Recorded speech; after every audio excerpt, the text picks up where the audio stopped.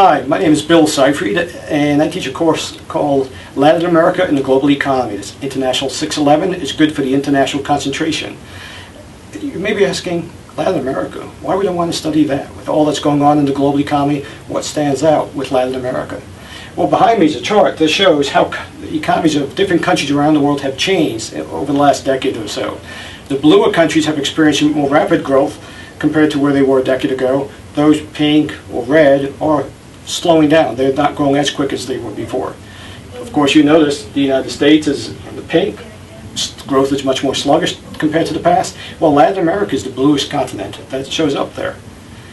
What's happened? What's changed? How are they doing so much better than they did in the past?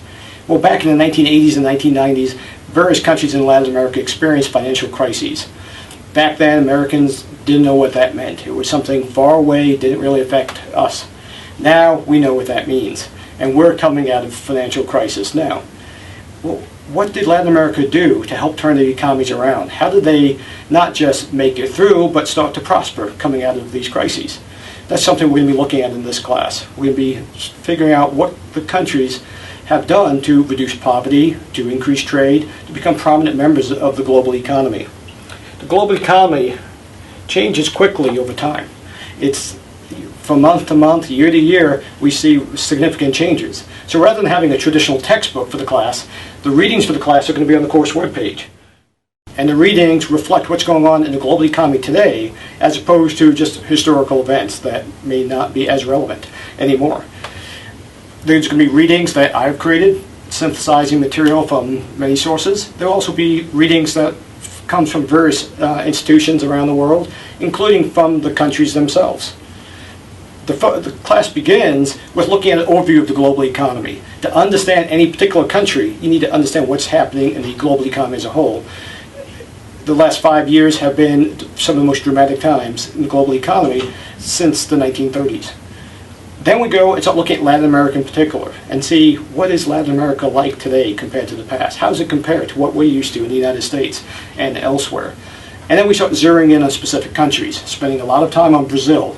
Brazil is going to be hosting the World Cup and the Olympics in upcoming years. They're a prominent member of the global economy now. What's happened to make them such a prominent country in the global economy?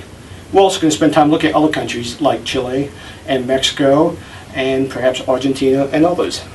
The changes from year to year in terms of which countries we focus on.